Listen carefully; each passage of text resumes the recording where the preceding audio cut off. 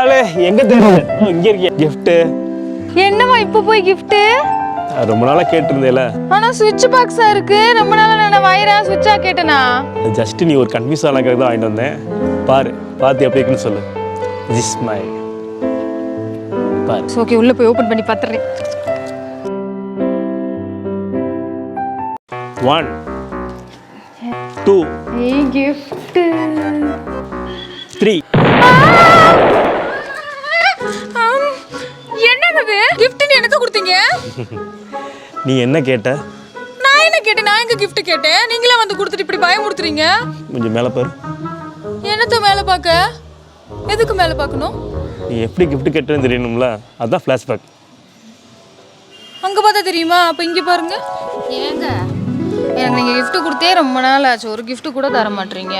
கிஃப்டா? ஒரு மிரட்டலா அப்படி பார்த்தோன்னே செம்மையா அப்படி ஒரு gift. லாஸ்ட்டாக gift கொடுத்து எவ்வளோ நாள் ஆச்சு? கண்டிப்பாக தரேன் சரியா? gift கூட கேட்டு வாங்க வேண்டியிருக்கு.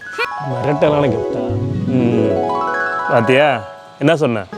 மிரட்டலான அதுக்கு நீ இப்படியா? உள்ளே பார்த்து நிறைய கிஃப்ட் இருந்துச்சு. அதெல்லாம் எனக்கு தோணுது இதான் ஆகிட்டு வந்துட்டேன். நல்லா இருக்கேன். நீ வந்துட்டு யாராவது gift கொடுப்பாங்களா? உங்களோட பெரிய தொல்லை.